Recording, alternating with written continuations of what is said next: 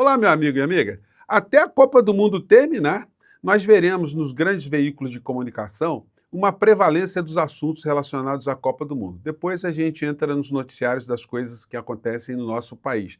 Está sendo assim em outras partes do mundo também. Não é para menos porque a Copa do Mundo mobiliza a opinião de muita gente no planeta que adora futebol, né? E mesmo nós que já estamos fora da Copa do Mundo, nós estamos assistindo aí os jogos da Copa do Mundo e acompanhando as alegrias e os dramas das pessoas envolvidas, né, dos povos envolvidos na Copa do Mundo. E aqui dentro do Brasil, coisas estão acontecendo e, infelizmente, né, elas acabam também, dentro dessa lógica, ficando em segundo plano nos noticiários. Ontem, por exemplo, no Jornal Nacional só se falou de Copa do Mundo, pelo menos na metade do noticiário. Depois entrou-se nos assuntos internos aqui, e aí com um destaque, né, para o que aconteceu no Rio de Janeiro, ou seja, a prisão de um candidato do senhor Flávio Bolsonaro, ou pré-candidato, porque ele já tinha renunciado à prefeitura da cidade dele, Belford Roxo, para disputar o Senado junto com a mãe de Flávio Bolsonaro.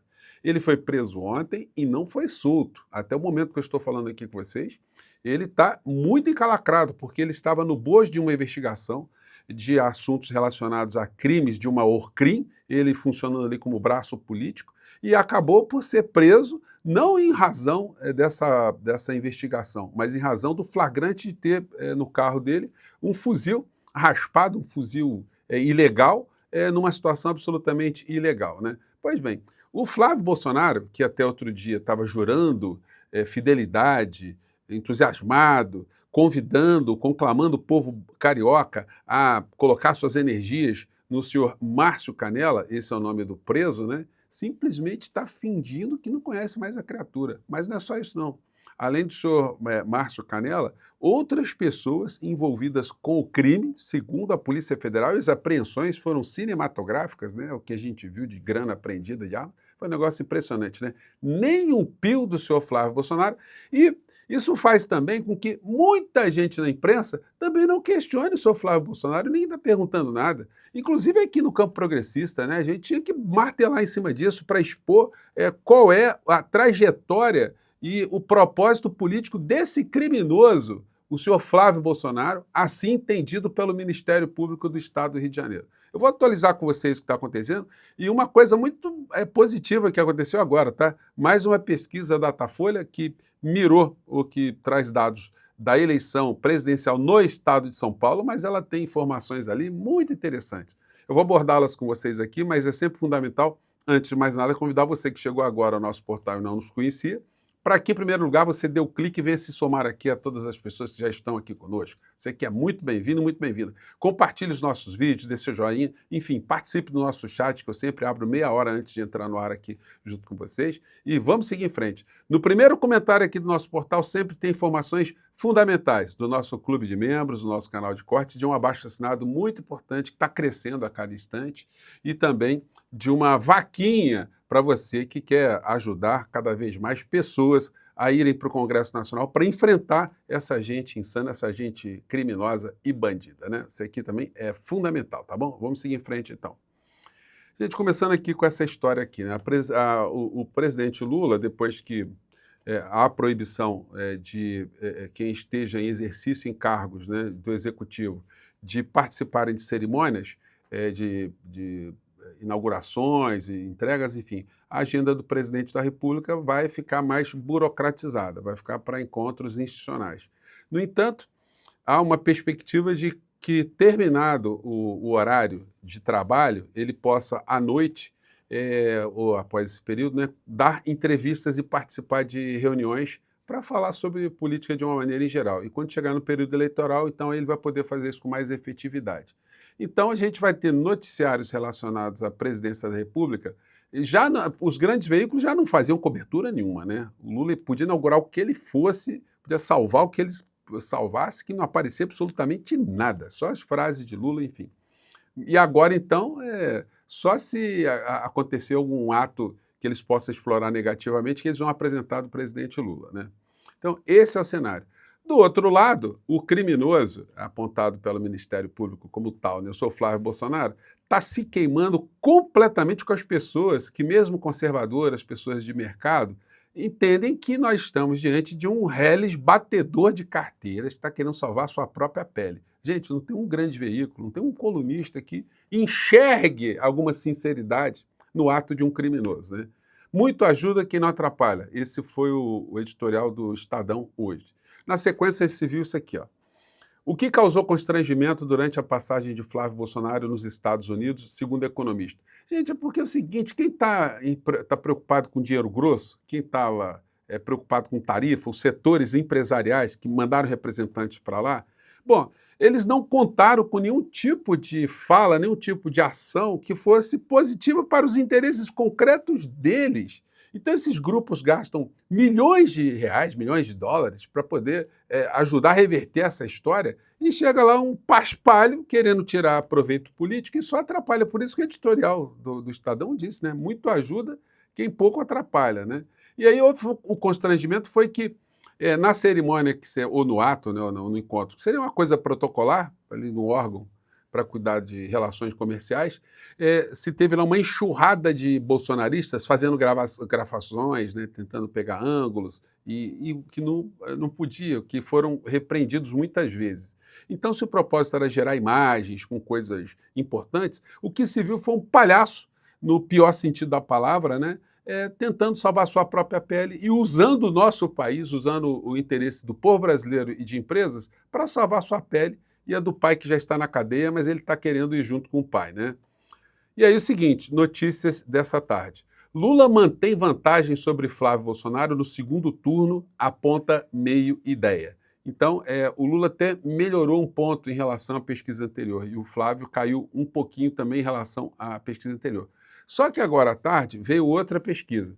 Datafolha, Lula e Flávio Bolsonaro empatam em São Paulo com 35% cada um.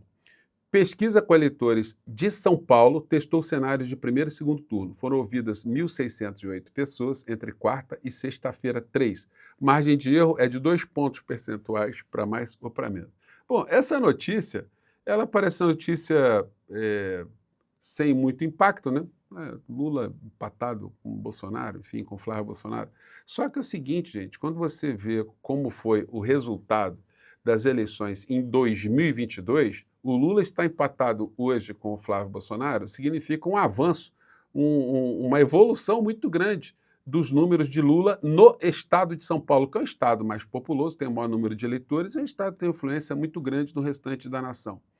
Bolsonaro, essa aqui é uma notícia de 2022, tá? Bolsonaro vence no estado de São Paulo com 547 das 645 cidades. E Lula ganha na capital paulista. O Lula ganhou na cidade de São Paulo, mas perdeu no cômputo geral. O Bolsonaro, nessas eleições passadas, ele chegou a ter 55,24%. E o Lula ficou com 44,76%. Mais de 10 pontos de diferença de Bolsonaro em relação a Lula. Então, o Lula está hoje sendo apresentado no primeiro turno com empate com o Bolsonaro, né, com o Flávio Bolsonaro. Isso é uma notícia muito boa. No segundo turno, na eleição de 2022, a diferença não ficou em 11 pontos, ficou em 6 pontos. Mesmo assim, a diferença tinha ficado de 6 pontos a favor do Bolsonaro, né, do Jair. E agora, segundo a pesquisa, também é uma diferença que está muito mais favorável ao presidente Lula. Então, esses são dados da pesquisa. A Datafolha deve divulgar a pesquisa para presidente. Primeiro eles divulgaram para o estado de São Paulo, né? Vamos aguardar aí quais serão esses números. Flávio vai aos Estados Unidos para reagir porque é só que a sua campanha sabe fazer, né? Então, essa é a visão. Flávio Bolsonaro defende os Estados Unidos e diz que Lula lambe as botas da China. Então, os noticiários estão mostrando isso também, né? O Flávio fazendo ataque à China, lembrando que os principais grupos empresariais no Brasil têm negócios com a China. Não é o governo Lula que faz negócios com a China. O governo, ele facilita, ele busca ampliar acordos comerciais de todas as formas. E os chineses estão avançando cada vez mais, não só no Brasil, mas no mundo inteiro, porque estão apresentando produtos de ótima qualidade, com mais tecnologia e mais condições comerciais favoráveis. Simples assim. Isso está deixando os Estados Unidos em desespero total. Já comentei isso com vocês, uma sociedade que está em declínio, uma sociedade que está em decadência em todos os níveis. Nos Estados Unidos, Flávio transita entre a estupidez, a ignorância e a canalice. A coluna hoje é do Ronilson Pacheco. Muito interessante a coluna dele, inclusive na foto que eles estão divulgando, eles cortaram ali o Dudu Bananinha, né, que estava do lado do Flávio Bolsonaro, né, porque já que ele não tem o que dizer, estando do lado ali de alguém que fomentou tarifas contra o Brasil, o traidor, né, o ladrão e o vagabundo, né, aí fica complicado para os dois estarem na mesma foto. Isso tudo aconteceu nesse contexto que o aliado, a invenção de Flávio Bolsonaro, o braço político de uma grande Orcrim, segundo a Polícia Federal, indicado por Flávio Bolsonaro para ser o representante do povo do Rio de Janeiro, junto com a mãe dele, né? Gente, não é pouca coisa isso, né? Não é para ser tratado assim de maneira tão simplória, né? Aqui a parte da arma, do dinheiro que foi apreendido, foi mais de 800 mil reais apreendidos. Aqui está o preso, não saiu ainda, com Flávio Bolsonaro e a mãe dele, né? Aqui nessa fotografia, e o outro aqui do lado. E aí é o seguinte, Eduardo reage com publicações contra Zé Trovão após colega de partido chamar Jair Bolsonaro de covarde. Então, eles estão, além dessas dificuldades ou quase a impossibilidade de conseguirem o apoio de grupos empresariais importantes, agora eles estão se digladiando internamente. O Zé Trovão já chamou o Bolsonaro de covarde, né? O que nós sabemos que é verdade, né? Vamos ver esse trecho aqui da matéria da prisão do senhor Márcio Canella, que ainda não foi solto.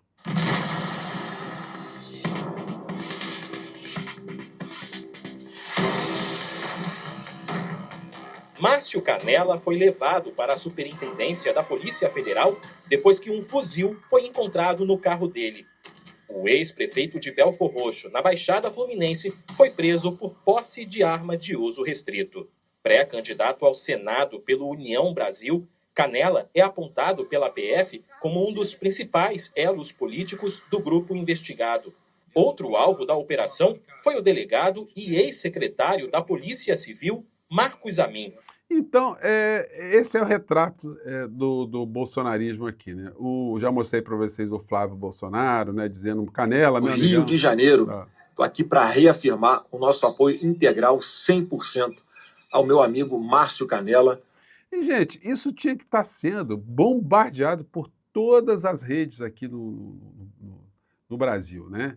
Bom, Paulo Figueiredo critica a comunicação de Flávio Bolsonaro. Campanha desgraçada, nego não se ajuda. E aí é o seguinte, né? Isso mostra que tem gente criticando por todos os lados. Eu reclamo muito da comunicação no nosso campo, mas no nosso campo a reclamação é extremamente pertinente, porque nós temos o que mostrar, nós temos o que pensar, né? Nós temos no que pensar, no que produzir. Já essa gente não. Essa gente só tem mesmo estratégia para tentar escapar da polícia e tentar destruir o sonho alheio. E aí é o seguinte, o bicho está pegando lá. Quando a gente pega o neto do ditador metendo a lenha também na comunicação deles, é sinal que é muito difícil defender um candidato ladrão, né? Candidato desonesto, um candidato vigarista, um candidato que não tem conteúdo, e isso agora está ficando mais evidente. Bom, eles que continuem nessa discussão de relacionamento interno, né? E ele publica um videozinho, bem, mais ou menos, a assessoria de imprensa dele publica um release escrito claramente pelo ChatGPT, não há uma entrevista de quebra-queixo, não temos uma imagem para passar aqui hoje, não tem... Isso aí é a ida dele nos Estados Unidos, né, do Flávio Bolsonaro. Em uma entrevista coletiva, a imprensa não recebeu a íntegra do que ele falou dentro do USTR, e como não pode ser gravado, não se sabe exatamente o que ele falou. Eu vou te falar, tá? A gente tenta sentar e deixar o nego trabalhar, fazer o que tiver que fazer.